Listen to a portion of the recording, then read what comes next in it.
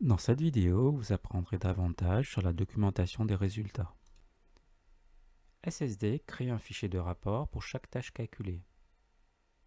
Vous pouvez ouvrir les rapports individuels en cliquant avec le bouton droit sur la tâche et en sélectionnant la commande rapport.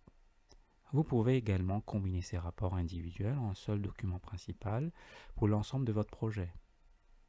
Pour ce faire, dans le menu Accueil, dans la section Post-traitement, cliquez sur le menu déroulant sous l'application Rapport et sélectionnez tous les rapports. Le programme rassemble alors tous les rapports selon l'ordre des tâches dans l'arborescence des tâches et crée un seul document. Pour améliorer votre rapport, vous pouvez inclure des fonctionnalités comme une table des matières. Il suffit de cocher la case Table des matières dans le menu Accueil du rapport. Vous verrez un ordre de navigation sur le côté gauche contenant tous les résultats.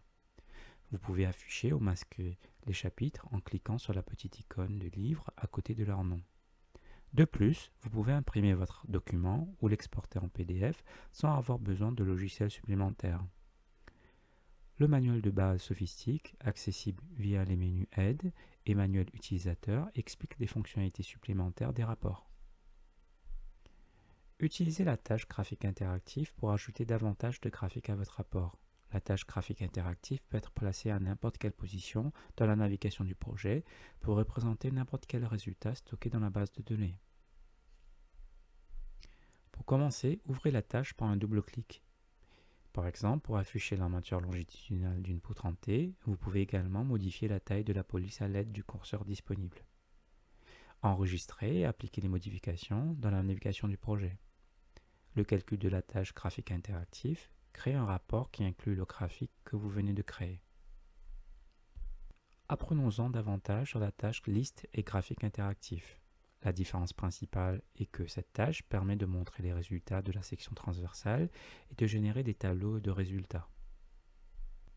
Pour créer un nouveau graphique, étendez l'arborescence résultat de dimensionnement, puis section transversale, contrainte de poutre et sélectionnez contrainte dans l'acier d'armature. Les contraintes dans l'acier d'armature de la section transversale sont immédiatement visualisées. Enregistrez et calculez la tâche pour ouvrir son rapport. Vous verrez alors que la section transversale et les contraintes dans l'acier ont été ajoutées au document. En plus de créer des graphiques des résultats de la section transversale, la tâche liste et graphique interactif vous permet de composer des tableaux de résultats.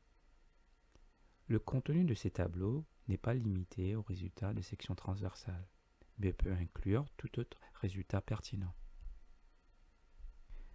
Vous pouvez choisir où placer les tableaux créés dans le rapport ou sous forme de fichier Microsoft Excel.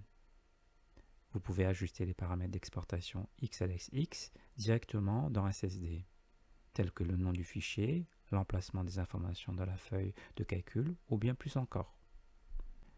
Confirmez les modifications avec OK et calculez la tâche. Le fichier Excel est alors créé et prêt à être consulté. Le fichier XLSX contient des informations similaires à celles créées dans Liste et Graphique interactif.